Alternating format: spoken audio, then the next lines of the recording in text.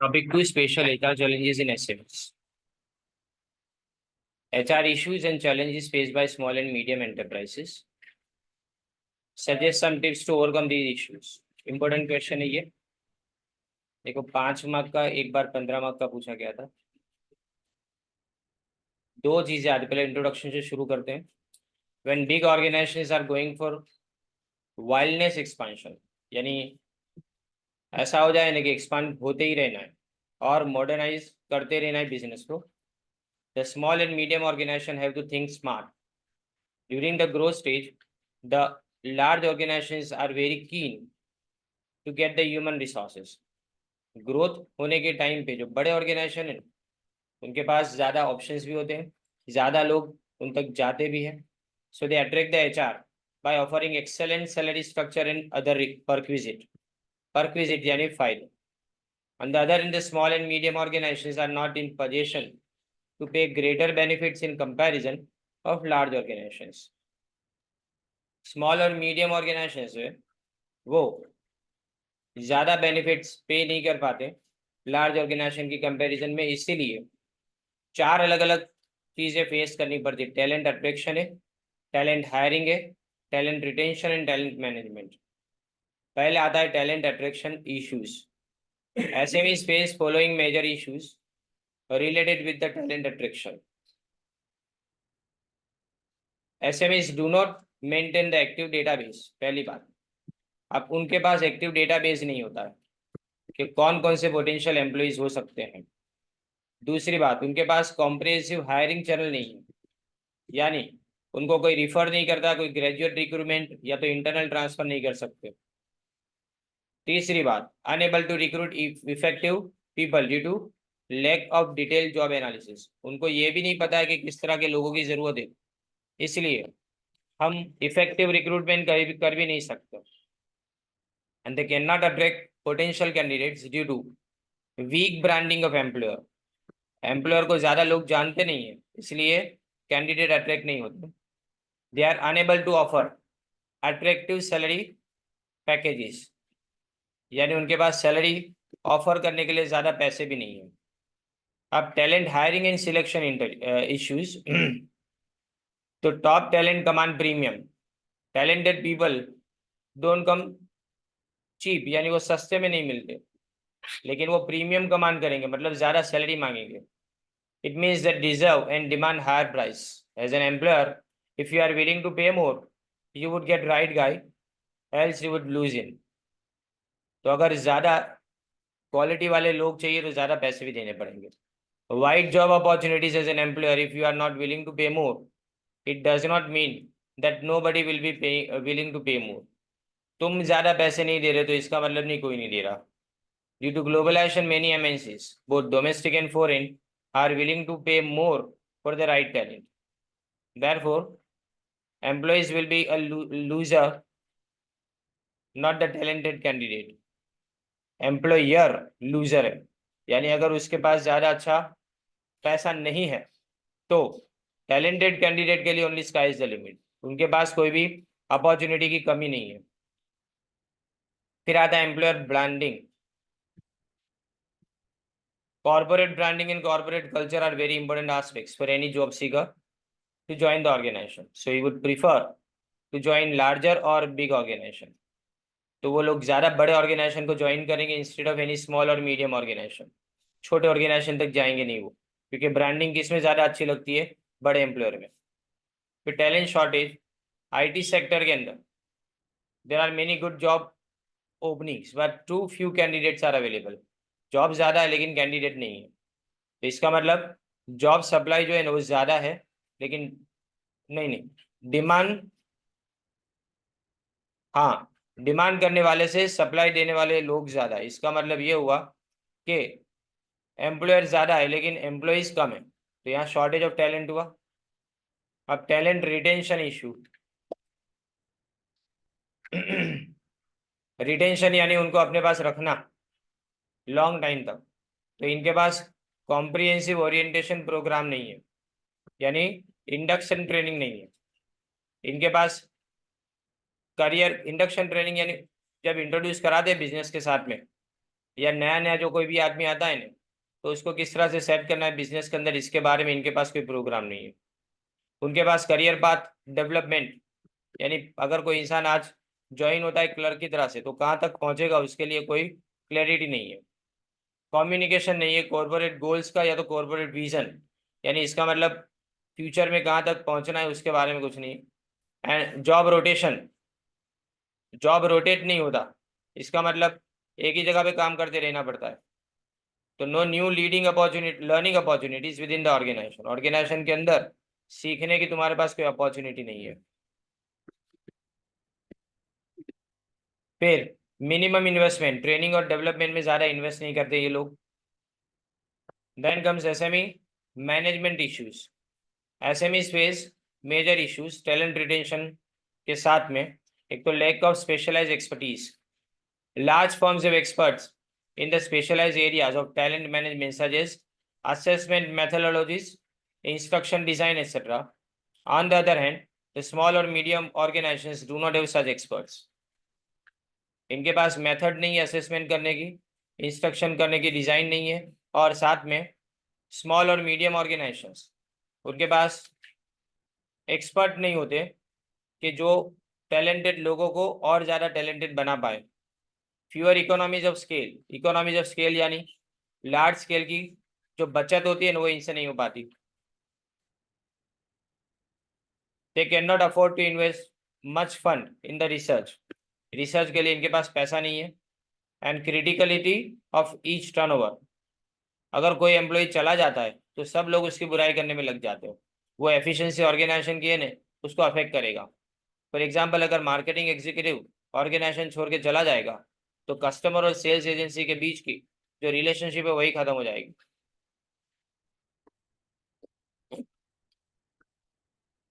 ना इसकी देखो गाइडलाइंस लिखा है टैलेंट अट्रैक्शन के लिए, और टैलेंट रिटेंशन है दूसरा वाला, बीजा में से लगे लो।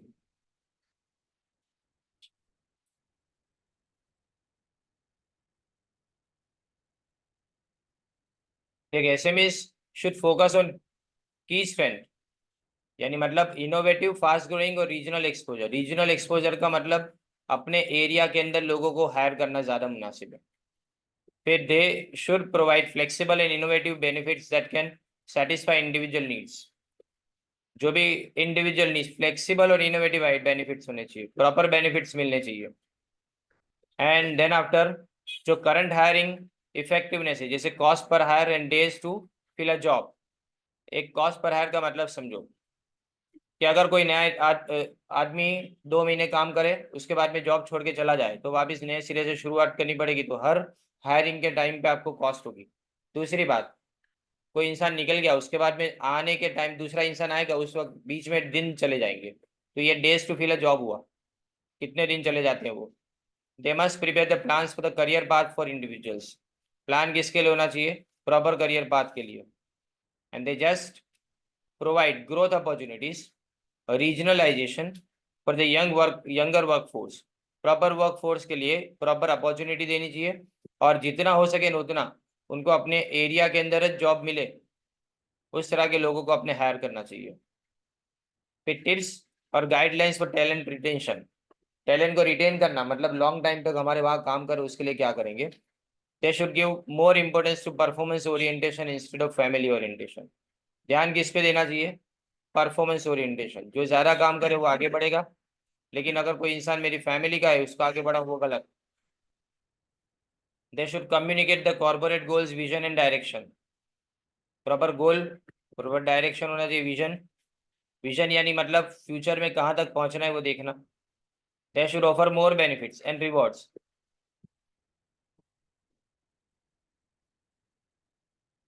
Career goals, training and development needs. Benefit ज्यादा ऑफर करने चाहिए। करियर गोल्स यानी फ्यूचर में वो कहाँ तक पहुंचेगा प्रमोशन होते होते। एंड उसके बाद में invest in meaningful training and development, जिससे ज्यादा डेवलपमेंट हो सके, जॉब एक्सपांड हो सके स्टाफ के लिए, वो देखना है। Then comes marketing issues in small business. ये भी क्वेश्चन देखो 15 मार्क के लिए पूछा गया है। 2 बार। और ये ऊपर वाला जो क्वेश्चन है ना, वो 15 मार्क के लिए 1 बार पूछा गया है, लेकिन 5-5 मार्क के लिए 3 बार पूछा गया है। अलग अलग चीज है।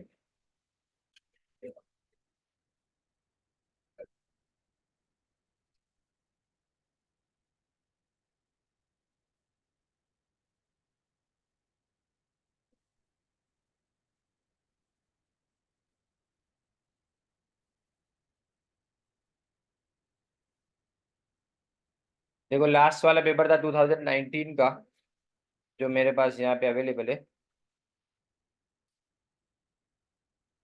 ये 2019 में भी एक क्वेश्चन पूछा गया था, स्मॉल स्केल इंडस्ट्री वाला।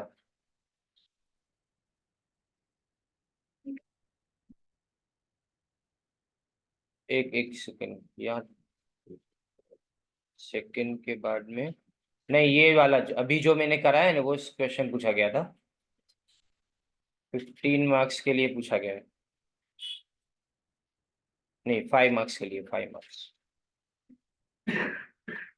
उसमें जो टिप्स है ना,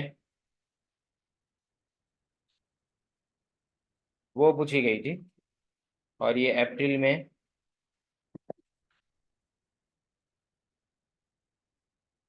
2019 में 5 मार्क्स के लिए था ये।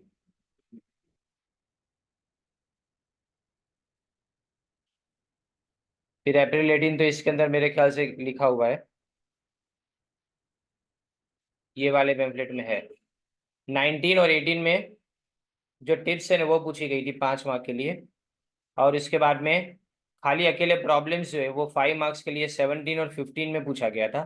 और 18 के अंदर इसी क्वेश्चन को ऑप्शन में पूछा था, लेकिन फुल फ्लेज क्वेश्चन की तरह से पूछा था।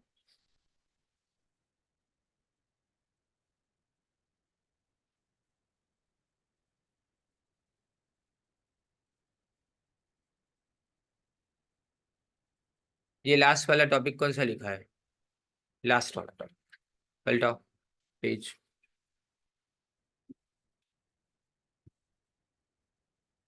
स्पेशल एचआर चैलेंजेस है ना, ये अपने किया। मार्केटिंग इश्यूज है, टॉपिक 3 है ये। ओके। अच्छा, ये क्वेश्चन बता रहा था मैं तुमको, 17 और 15 में पूछा गया है 15 मार्क्स के लिए। ये क्वेश्चन पूरा ही आएगा, इसमें पार्ट्स नहीं पूछे जाते। देखो, following are the main marketing issues or problems of small scale industries. Problems regarding situation analysis. While preparing marketing plan, the industry has to analyze environmental situation. यानी environment internal और external दो तरह के होते हैं। जिसके अंदर इसको काम करना है, बिजनेस को जिसके अंदर चलाना है, वो एनवायरमेंट को खास देखा जाता है इसमें। लेकिन उसको कंप्लीटली समझ पाना मुश्किल है। सबसे पहली बात तो हमारे पास डेमोग्राफिक फीचर्स की इंफॉर्मेशन नहीं है। ये जो चैलेंज है वो किसके बारे में? मार्केटिंग है। वो ऊपर था वो एचआर था। ये मार्केटिंग की चैलेंजेस, तीनों तीन क्वेश्चन अलग है। फर्स्ट टॉपिक बिल्कुल अलग है। फर्स्ट एक्सपेंशन का है, दूसरा एचआर का है, और तीसरा मार्केटिंग का है। तो lack of information about demographic features है। दूसरी बात, डेमोग्राफिक यानी पॉपुलेशन रिलेटेड। फिर lack of information regarding economic factors, जिसमें इकोनॉमिक ग्रोथ कितनी, इंक्रीज इन पीसीआई यानी per capita income, consumption pattern क्या है वो। फिर lack of information about technology and strategies of की कंपिटिटर्स, जो मेन कॉम्पिटिटर्स है उनके बारे में इंफॉर्मेशन का ना होना। Lack of sufficient skill, talent, vision, initiative and innovativeness in the entrepreneurs. यानी तुम्हारे पास बराबर से स्किल होनी चाहिए, टैलेंट, विजन होना चाहिए, इनिशिएटिव यानी कोई नई चीज को शुरू करने की, और इनोवेटिवनेस यानी मतलब नई चीज स्टार्ट करना, नई चीज लाना मार्केट में। फिर ईगरनेस एंड सीरियसनेस, कि सोसाइटी और कल्चर ये कैसे इफेक्ट करेगा। फिर अननेसेसरी रिलायंस, ये भरोसा किस पे रखते हैं? ट्रेडिशनल मेथड पे, यानी पुरानी मेथड से और अप्रोचेस के ऊपर। And lack of sufficient information about actual and potential competitors. हमारे पास ये भी इंफॉर्मेशन नहीं होती अगर स्मॉल बिजनेस है तो, कि हमारे अभी कॉम्पिटिटर्स क्या है और पोटेंशियल यानी आने वाले कॉम्पिटिटर्स क्या है। Due to above reason, small scale entrepreneurs are very poor in situation analysis and marketing planning. इसलिए सिचुएशन नहीं समझ पाते। और मार्केटिंग को प्लान नहीं कर पाते। Problems regarding marketing objectives. For effective marketing planning it is essential to determine marketing objectives. The objective may be customer satisfaction or profit maximization or increasing sales. तीन में से कोई भी एक objective, customer satisfaction, by customer satisfaction we may increase profit, profit maximization पहला target profit maximization, and final increase in sales, यानी turnover बढ़े, profit कम मार्जिन पे कमाएंगे। But most of the small scale industries ये डिफाइंड नहीं कर पाते कि अपने ऑब्जेक्टिव्स क्या होंगे। सबसे पहली बात तो उनके पास मार्केटिंग ऑब्जेक्टिव्स समझना उनके लिए मुश्किल है। दूसरा, सेवरल मार्केटिंग ऑब्जेक्टिव्स को कंबाइन नहीं कर पाते, वो एक ही ऑब्जेक्टिव को ध्यान में रख पाते हैं। एंड प्रॉपर कोऑर्डिनेशन नहीं होता मार्केटिंग यानी बेचने के ऑब्जेक्टिव्स के अंदर और बाकी सारे एचआर वगैरह ऑब्जेक्टिव्स के अंदर। Lack of understanding about the role of marketing objectives, तो मार्केटिंग ऑब्जेक्टिव्स कैसे चलेगा उसके बारे में उनको समझदारी नहीं है। अब प्रॉब्लम्स किसके बारे में, selection of target market. In marketing planning it is essential to decide the target market because decision regarding product, price, marketing channels, advertising etc depends upon the target market. ये जो भी डिसीजंस लेना है वो सारे डिसीजंस टारगेट मार्केट पे depend करते हैं, यानी तुम्हारा मार्केट कौन सा है कैसा है उसके ऊपर डिपेंड करता है। प्राइस कैसी है वो भी मार्केट पे डिपेंड करता है। अब यहाँ पे भी इंफॉर्मेशन नहीं है मार्केट पोटेंशियल, यानी कहाँ पे मार्केट डेवलप हो पाएगा, पोटेंशियल यानी फ्यूचर मार्केट के बारे में।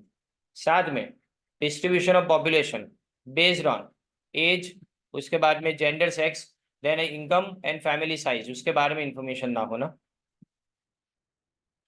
Sufficient knowledge about the lifestyle and personality of customers, ये भी नहीं है कि किस तरह की लाइफस्टाइल हमारे कस्टमर्स की है, उनकी पर्सनालिटी क्या है, वो यूजर का स्टेटस क्या है, यूजेज रेट यानी कितनी बार वो यूज करता है प्रोडक्ट को, कितने बेनिफिट्स वो ढूंढते हैं, उसके अंदर एटीट्यूड क्या है।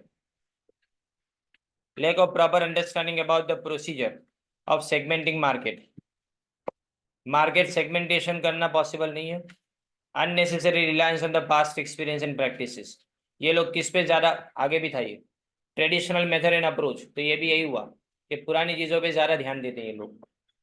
अब problem regarding composition of marketing mix, marketing mix याद होना चाहिए चार चीजें, product, price, place and promotion, place को डिस्ट्रीब्यूशन भी बोलेंगे यहाँ। 4P से स्टार्ट होता है ये।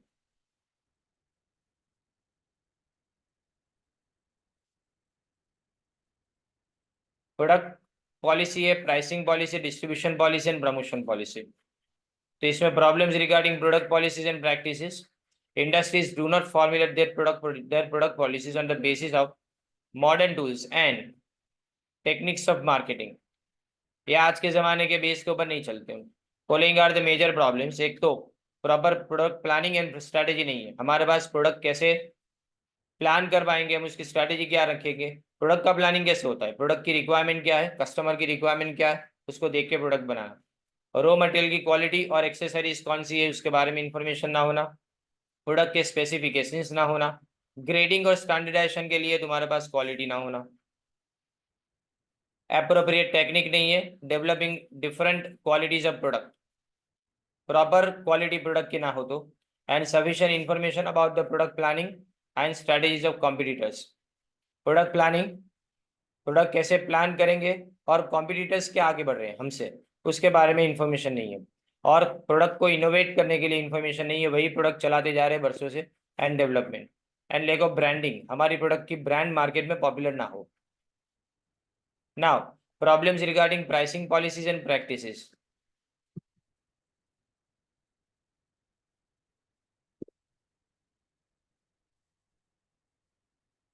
Lack of proper pricing planning and strategy. अब प्राइसिंग का भी प्लान नहीं कर पाते हम क्योंकि हमारे पास प्राइसिंग के लिए जो इन्फॉर्मेशन होनी चाहिए वो कॉस्ट की इन्फॉर्मेशन नहीं होती। लैक ऑफ सफिशिएंट इन्फॉर्मेशन के प्राइसिंग की पॉलिसी एंड प्रैक्टिसेस क्या रहेगी की कंपटीटर्स की, यानी हमारे मेन कंपटीटर्स क्या करेंगे, अगर हमने प्राइस चेंज की तो उनका रिएक्शन क्या होगा। Lack of sufficient information regarding the prices of competitive products and substitutes, हमारे साथ में जो कंपटीशन में वो प्रोडक्ट्स और हमारे जैसी प्रोडक्ट सब्सटीट्यूट्स उनकी प्राइस के बारे में ना इंफॉर्मेशन होना, प्रोडक्टिविटी बहुत कम होना, यानी प्रोडक्शन करने की कैपेसिटी कम होना। Increasing cost of production due to rising in material cost, material cost बढ़ती है इसलिए कॉस्ट ऑफ प्रोडक्शन इंक्रीज हो रही है। Use of traditional methods of pricing, पुरानी मेथड्स यूज करते जा रहे हैं सालों से, देखो सब में ट्रेडिशनल आता है। एंड यूज ऑफ एडहोक अप्रोच, यानी जैसे आएगा ना वैसे देंगे, जैसे सामने सिचुएशन होगी ना वैसे हम डिसीजन लेंगे, ऐसी ऐसा अप्रोच इसको एडहोक बोला जाता है। टेम्पररी अप्रोच को एडहोक बोलते हैं। For calculating final prices of different products. ना problems regarding distribution policy and practices and promotion है फाइनली। ये देखो मुझे ऐसा लगता है कि खाली अकेला ये कंपोजिशन और मार्केटिंग मिक्स सेलेक्ट क्वेश्चन भी पूछ सकते हैं। अभी तक तो ये जो क्वेश्चन है ना, तो 2015 के अंदर पूरा सब्जेक्ट चेंज हुआ था, उसके पहले पुराना है सब। तो इसीलिए ये क्वेश्चन है ना, कुछ ऐड भी होते हैं उसके अंदर, तो पता चल जाता है कि ये अगर नया क्वेश्चन है ना तो बार बार पूछा जाएगा ऐसा।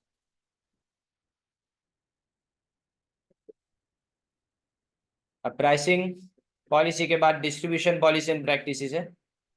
इसमें चैनल ऑफ डिस्ट्रीब्यूशन है, lack of proper distribution planning and strategy, distribute कहाँ पे करेंगे उसका प्लानिंग नहीं है। उसके बाद में lack of eagerness to find out a new pattern of distribution system, अगर नई तरीके से डिस्ट्रीब्यूट कर सकते हैं। मैं एक चीज ऑब्जर्व कर रहा था, कुछ कंपनीज जो है ना उसके मार्केट में न्यूज़पेपर के अंदर तो एडवर्टाइजमेंट आती नहीं है। न्यूज़पेपर में एडवर्टाइजमेंट नहीं आती, सोशल मीडिया पे जाती है खाली। और सोशल मीडिया पे एडवर्टाइजमेंट करना शायद उनको सस्ता और इफेक्टिव लगता है, इसलिए वो वहीं पे एडवर्टाइजमेंट करते हैं, क्योंकि उनके पास डिस्ट्रीब्यूशन की ऐसी स्ट्रेटेजी है कि हमारी प्रोडक्ट कौन ज़्यादा खरीदेंगे, जो मॉडर्निटी वाले लोग, यंगस्टर्स ज़्यादा हो, तो इसीलिए सोशल मीडिया के ऊपर ज़्यादा फोकस किया जाता है।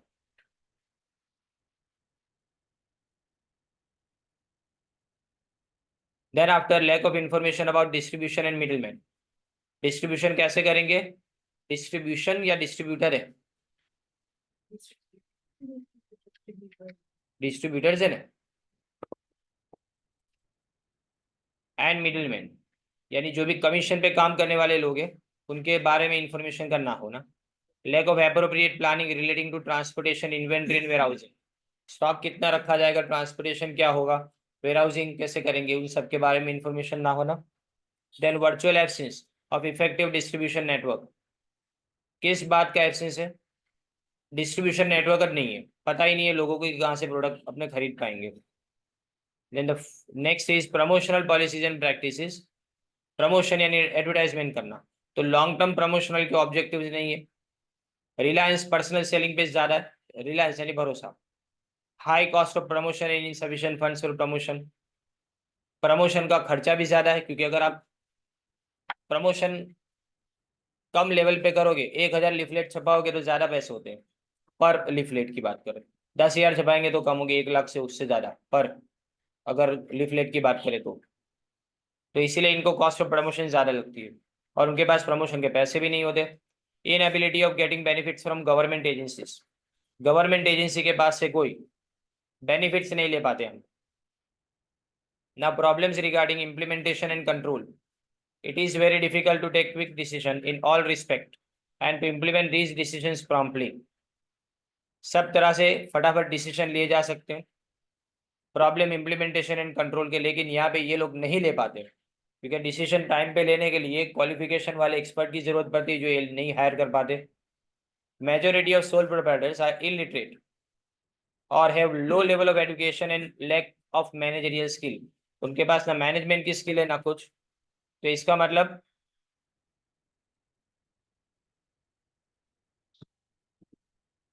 हाँ, इसका मतलब मैनेजमेंट नहीं कर पाते प्रॉपरली, एजुकेशन नहीं है। इसी तरह से यहाँ पे qualities like motivation, sense of commitment and business morality, business morality का मतलब बिजनेस में सही गलत क्या है वो नहीं पहचान पाते, इसीलिए मैनेजमेंट बराबर नहीं है और मैनेजमेंट की स्किल बराबर नहीं है। तो यहाँ पे होता क्या है, सिकनेस ऑफ यूनिट, यानी बिजनेस यूनिट है ना धीमे धीमे लॉस में चलना शुरू करेगा। सिक यूनिट किसको बोलते हैं, कंटिन्यूअसली जो लॉस करता रहे और इसके रिकवर होने के कोई चांस ना होने, उसको सिक यूनिट बोलते हैं, राइट। ये दो टॉपिक्स कंप्लीट किए अभी।